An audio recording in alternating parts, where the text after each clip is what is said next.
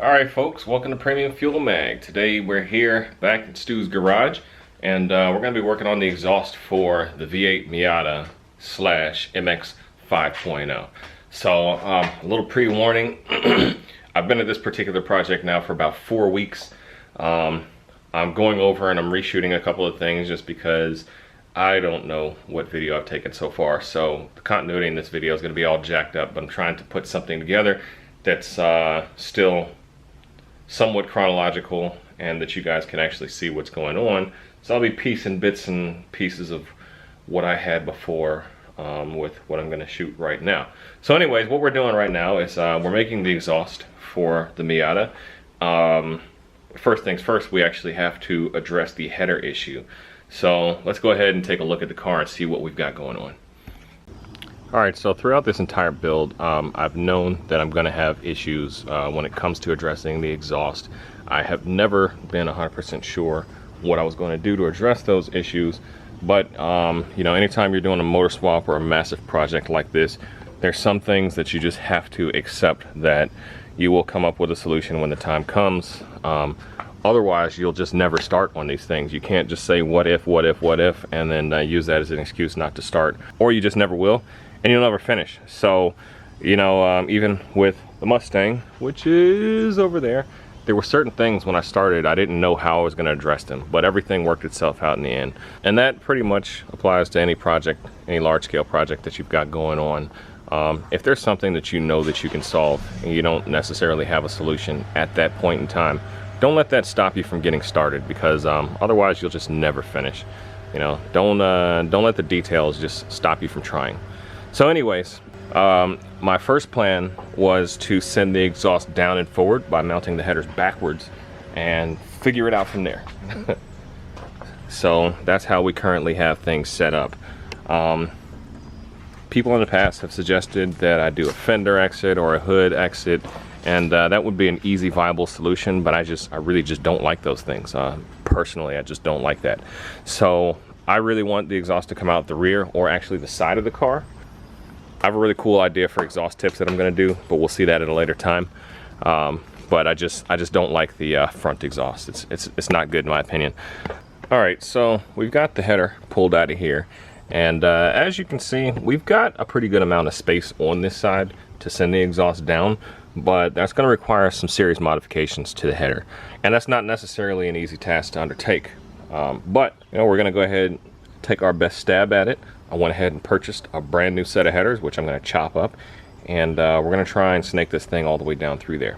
Also, want to note that since we're actually going to end up sending the headers backwards on this side, down towards the firewall, we're not necessarily going to need the oil filter relocation, which I had to put in there because of the header clearance before.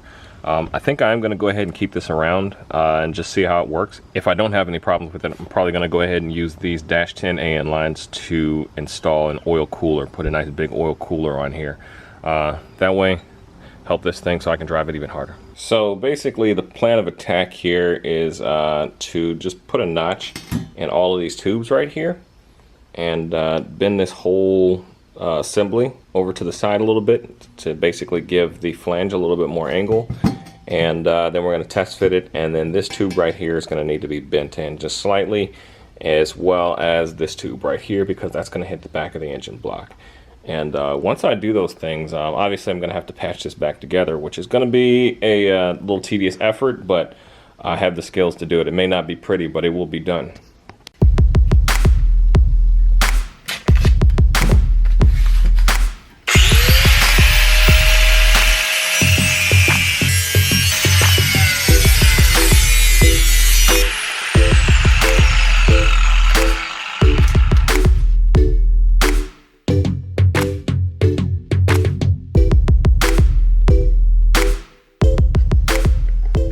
Alright, so I put the camera down and I couldn't find it, and just decided to keep on working. So this is what I've come up with so far, and I've got it fitting in the car pretty well. I decided to make these little cuts to help me push the pipe in. I don't think this was the best idea, but it got me where I needed to be, so whatever. Basically, I'm just going to weld all of this stuff shut, or probably just cut it out and fill it in with a whole piece of metal. And then we've got the collector, which I completely butchered, and I'm gonna have to fill all of this in with scraps of metal that I have. So that'll be a nice little puzzle to put together, and it's gonna be really ugly when it's done.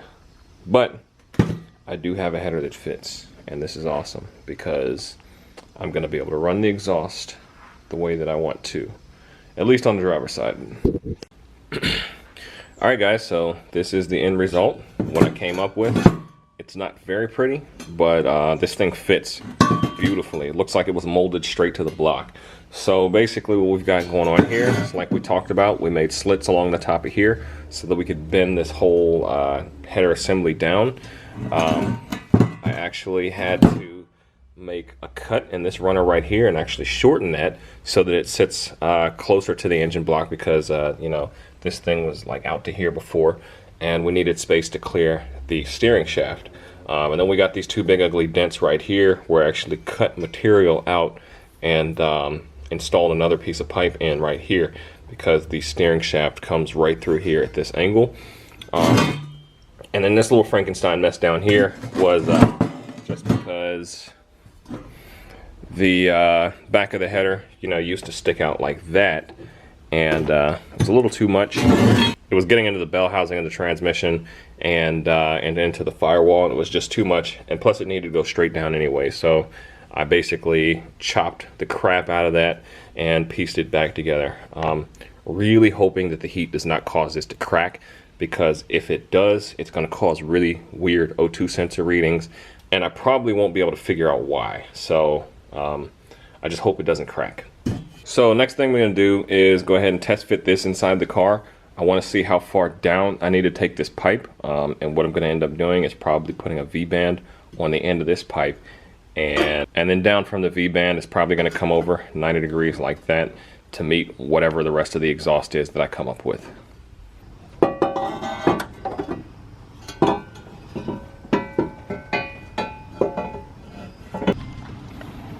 Alright, so we went ahead and slapped the new header in, and as you can see how tight my clearance is. It comes right up to the block. There's no room to spare, and right in between the steering shaft right there, again, no room to spare.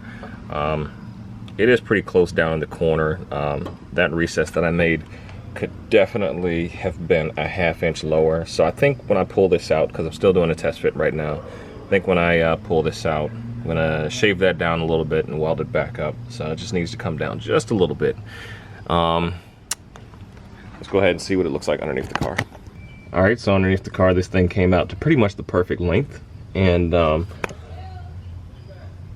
not gonna have to even index this thing, because once I put the V-band on, I'll be able to turn this whatever direction I want, and that will determine how the rest of the exhaust goes. But I've got perfect clearance under here right now. It sits just above the subframe, and I really hope that I can make the other side look somewhat as nice as this one.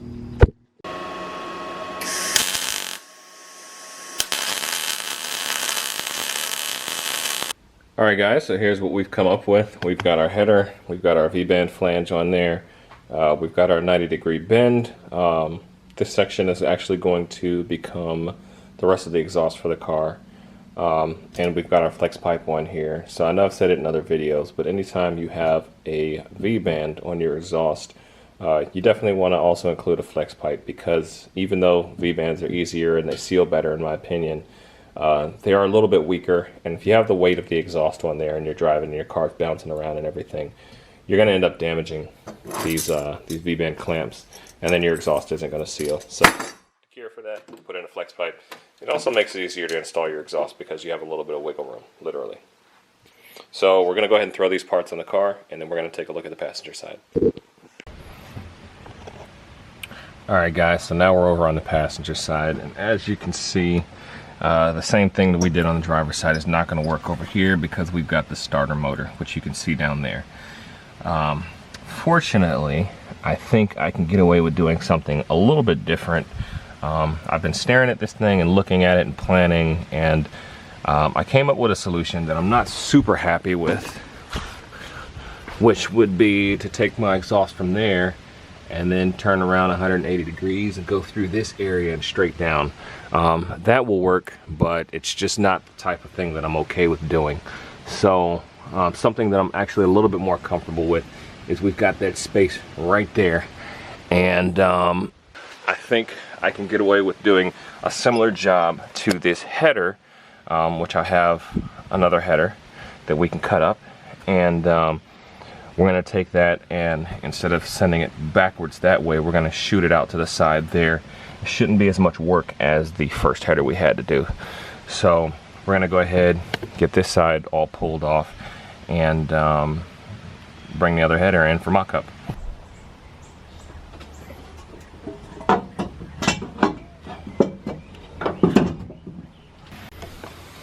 Alright, so the initial mock-up is actually looking really good. It's not going to be as much work as I thought, just like I said before. So as you can see, the collector is pointing straight back towards the firewall, and pretty much all I need to do is point that thing straight down like I did on the other side, and go 90 degrees to the right, and then just determine how far down I need to go. So pretty much the same process, except without me adjusting the runner sizes.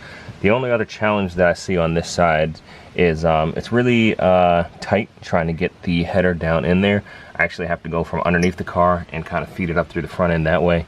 And if I start making that end kind of long, it's going to make things difficult. It's going to start getting snagged on things. So I have to be careful about how large I make things. But other than that, it shouldn't be too bad. Alright, so once again, with everything outside of the car, we want to get this pipe right in about that area there, have everything coming straight down, and then straight over in this area. That's probably going to cut over right about here, so I'll probably make my cut a little bit longer, go over to the car, see where it needs to go, and then I'll shorten things up from there.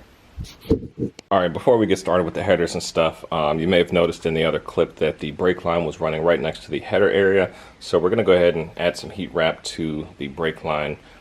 This looks like felt, it feels like felt, but this is actually some high temp carbon fiber heat insulation. This is really great stuff, and it'll block heat from basically everything. I don't remember the temperatures, but we're going to use this. We're going to wrap the brake line. I did the same thing in the Mustang, and it's never failed me. Alright, and here we go. Carbon fiber wrap covered in aluminum exhaust tape, and looks like some real space age stuff.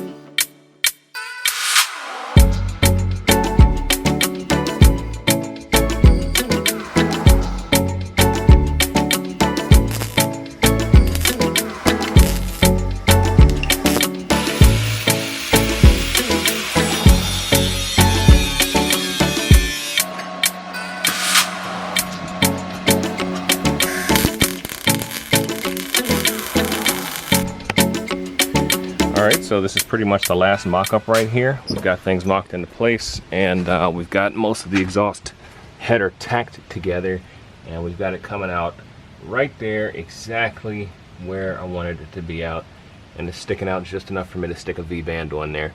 So hopefully I don't have to dent the frame in or anything in order to get the V-band to fit when I actually go to clamp everything together.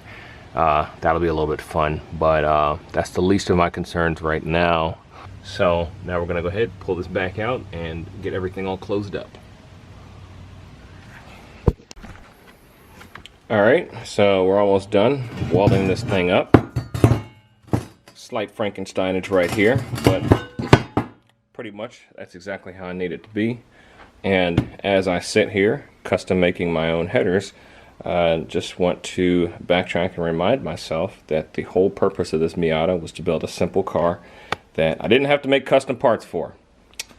And you see where we are here 9-10 months later on a build that was supposed to take like 2 months. But anyways, that's how it goes, folks. sometimes you just never know, but the important thing is to stay at it. So, not sure if I showed off these V-band clamps yet, but these are the interlocking ones. As you can see, there's a raised lip here and a recess here. These things lock together, so all you do is you put one of them on here, weld that thing on, and this other side is going to go on the exhaust for the car. And they click together like that, and this clamp holds everything together.